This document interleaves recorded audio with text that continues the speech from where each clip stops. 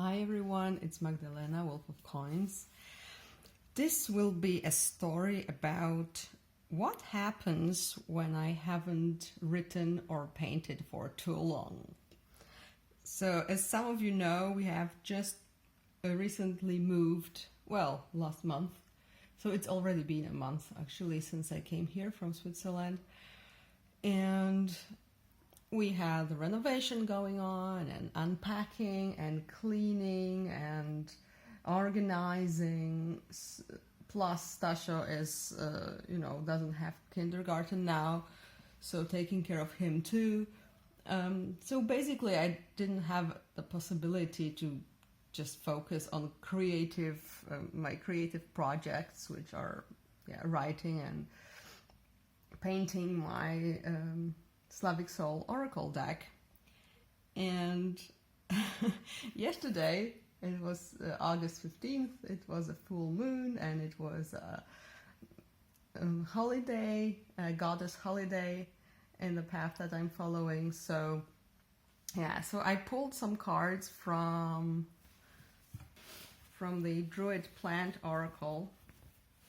Wait a minute. They're here. Okay, so from Druid Plant Oracle, I pulled these two.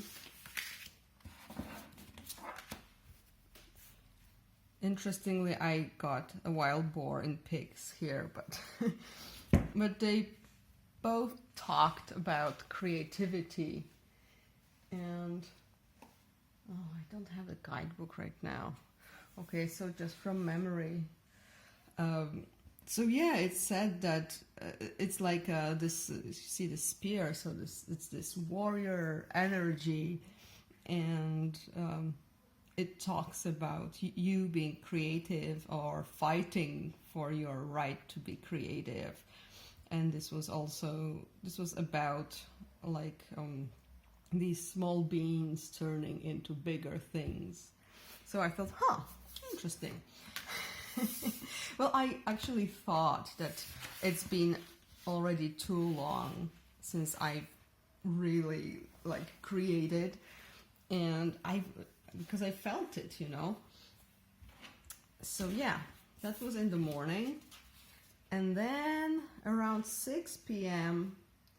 I felt like I was actually chatting on Messenger with Asha from Monomqua channel, and we chatted about Lenormand, because I was showing her the Grand Tableau when she was here, and I'm also going through a strong Lenormand phase right now. She showed me some of the Lenormand cards that she has, and I was like, one moment I was like, I'm gonna make myself a deck. So it's not like I don't have Lenormand decks. I just wanted to make one.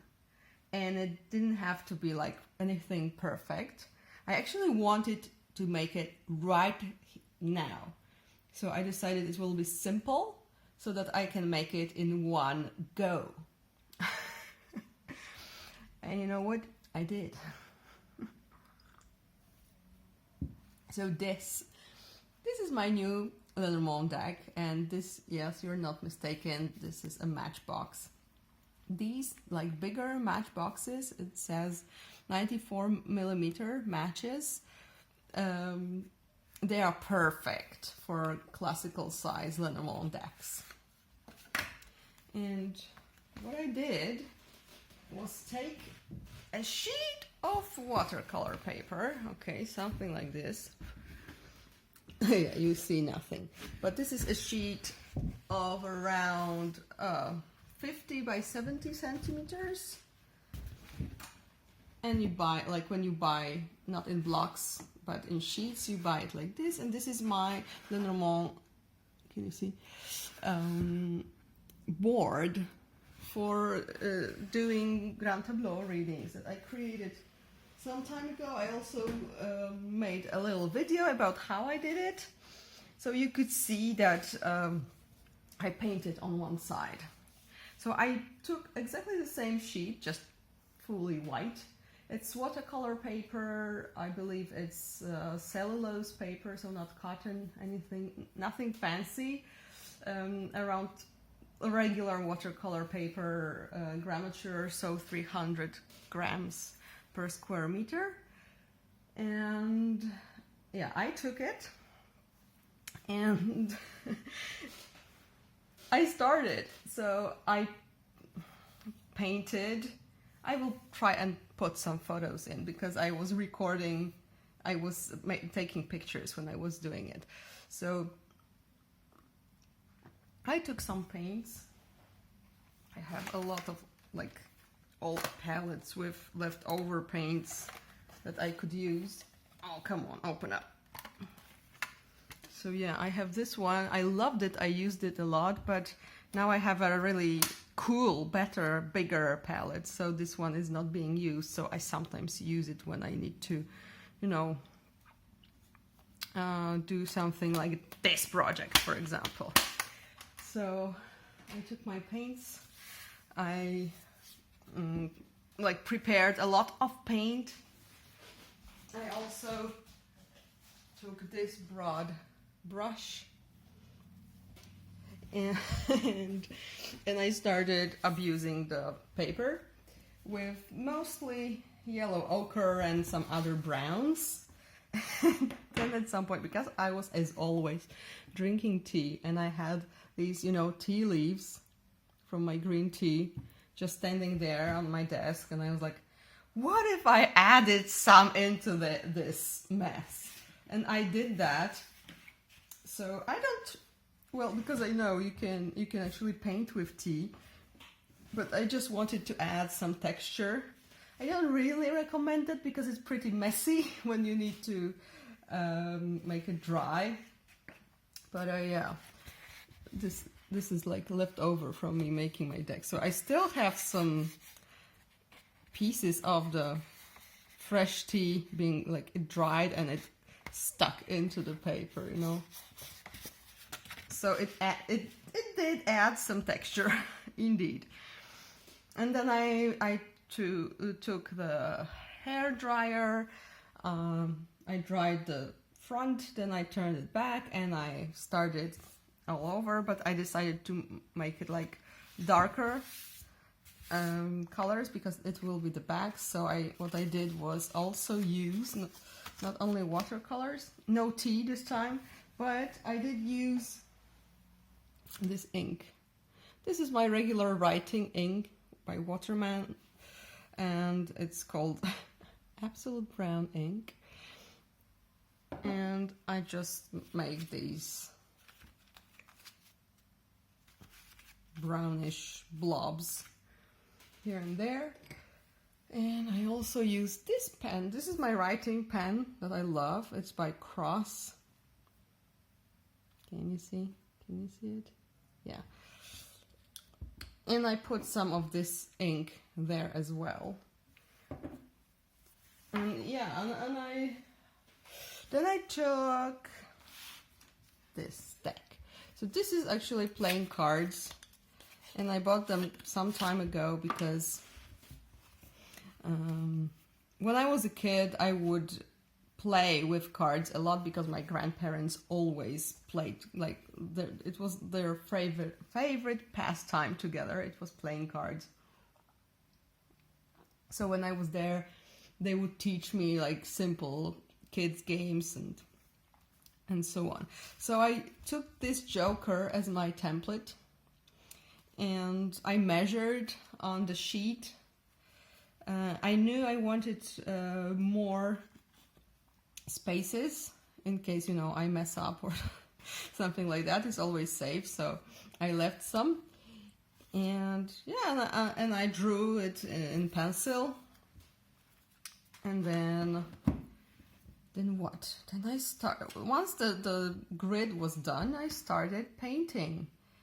And I did the playing card in sets. So I used these cards because I remember these from my childhood. These were the cards that my grandparents had often at home. So I was it just reminds me of my childhood, okay? So that's why I bought it recently. So I used these as my inspiration for the court cards on on my Lenormand cards. Plus, I also used these because I wanted my deck to be simple, but also functional, practical, and these classical decks are like that. So this is the Blue Owl by Urania, and this is also, I think, also by Urania. Yeah, it's also, but it's just the same images as French cartomancy deck has, just with this different playing card insets. Anyway, so I was consulting these because for some readers it's important which side of the clouds is dark, which is light. So I was trying to follow that, and just to be sure, I was, you know, taking inspiration in these two because it's a deck for me, simply. So yeah, I will start showing you in a minute, just, you know, some tea. Can you hear the dogs barking? There are a lot of dogs in this neighborhood. Oh, yeah, it wasn't too long. So yeah, so, oh, and I forgot to put them in order. Hold on a second. So here we go, I put them in order. And yeah, so it was basically my only material was this paper, and my only tool was this pen. I of course measured some, I used the ruler to create the grid, and I also measured how large the playing card inset should be, but then I just drew this by hand without any ruler. And my rule was no sketching, okay? So it was just, the card was clear. Okay, so it was like this. This is my only spare left.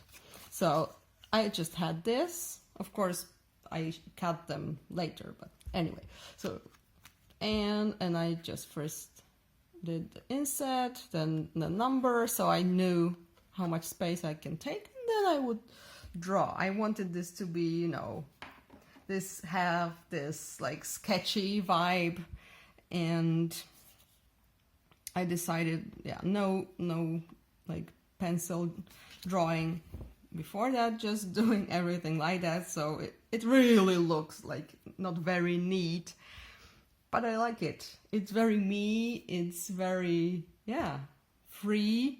I messed up 3 cards, okay? I'll tell you that. But as I said, I had spare cards to use, so it was okay.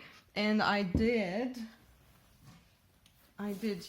make some, for some cards, I did some like tryout sketches, but this is all I did, okay? This one page is, I planned how large the card inset should be and did some sketches with some cards, but most of the time what I did was just draw it, okay? So this is the rider, and yeah, the finish is very matte, like you can tell. Then there's a clover, okay? It's just the clover, and you see that. So I did the red, so the hearts and diamonds are simply uncolored, and the spades and clubs are colored. Then there's the ship, the house. So here I needed those like inspiration from playing cards. It's not too easy to make a king in such a like a small rectangle, and that he looks like he's a king. But anyway, I'll tell you, making these playing cards in sets was very often taking more time than the image itself. But I wanted to have everything. Like I wanted this deck to be versatile, to I wanted to be able to use it for any technique with Lenormand. Okay, so if you're not into playing cards in sets, you just skip them, and then it takes much less time, and you're just flying through it. But anyway, it took me, so I started around 6 p.m. Then I had a short break for food because I was dying of hunger. And then somewhere around 11:30 I was done. I cut the cards, the sheet, and I was done. So yeah, is my hand dirty again? Some kind of ink, I suppose. So yeah, here's the tree, so you can instantly tell it's the tree. Yeah, and sometimes, you know, the cards will have leftovers from the neighboring card. It's from his sword. Well, so there are clouds, a snake, and accidentally she turned out like really nasty looking, because at first I was not planning on making her looking nasty, but she had this, in this deck, the Queen of Clubs had this, you see, like this triangle shaped headdress. So I just drew that, and then she looked like she's like ha ha ha. Then there's the coffin, really plain and simple. The flowers, this was such a pleasure to draw, just like that. I like drawing flowers. Then there's the scythe. And the size, yeah, as I said, is of playing cards, but they don't look very small since they have no borders. Then there's the whip and the broom. Birdies. It's birdies. Then there's a child with a teddy bear and the fox, a bear. Stars were really fast to draw. Then the stork, the dog, the tower, the park. So I got a bit inspired by this deck. It's where is it? 20. Yeah, so it has this fountain here because I didn't want it to look just like it's some trees or something. So I put the fountain there and the flowering bush. So you see it's the garden or a park. Mountain. So you see it looks really nice with the texture from watercolors here, because there is no color here really. I mean, it's just this brown with brown, but still it doesn't look too like poor. It's not too flat. Then there are the roads or the paths that they are like, it's a fork. And there are mice. If you're wondering, there are like eating those little round pastries with a cross. But yeah, basically they are eating something. That's important. The heart, very simple. The ring, also very simple. The book, the letter, and there's the gentleman and the lady. So they're actually kind of creating one picture together with this bush and this line here. So they are meeting somewhere in the park, probably. See, it's the park. Then there's the lilies. The sun, well, that was fast, I'm telling you. Even the playing card insert was really like, bam. Then there's the moon, so I added some, clouds a bit. They often appear in the classical decks too. There's the key. Fish were fun too. The anchor. You see there's some of this tea left here and there. So there's the anchor. The cross. I really like this representation of the cross because I thought about creating this like traditional, they are very often very elaborate, like with, like it's something you would take out from the church, like all in gold and jewels and whatnot. But I thought this would be as effective and and yeah, it really works for me. Plus, I also make additional lady and gentleman cards because, you know, in many modern decks you get additional significator cards. For example, if you're reading for a gay couple, you don't necessarily need a man there or a woman there. You just then can just have two women or two men. I also found that when I was like doing some other readings, like if you are asking, let's say you're doing grand tableau and you're asking about your relationship, for example, with your sister, then it might be handy to just, you know, remove the man because you're not asking about guys there. You just want to see how in the tableau those like two women will look like, so you could use it for that too. So since, you know, I was free to do whatever I pleased, I just created additional cards. And also I just made sure that they would be looking at each other if they were, you know, so they're facing different directions. Or they would be facing from each other, but not in the same direction. Okay, so yeah, so this is my deck.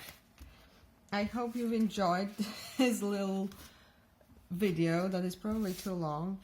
But yeah, this is just what just happened to me yesterday. Oh yeah, plus the backs. I didn't show you the backs.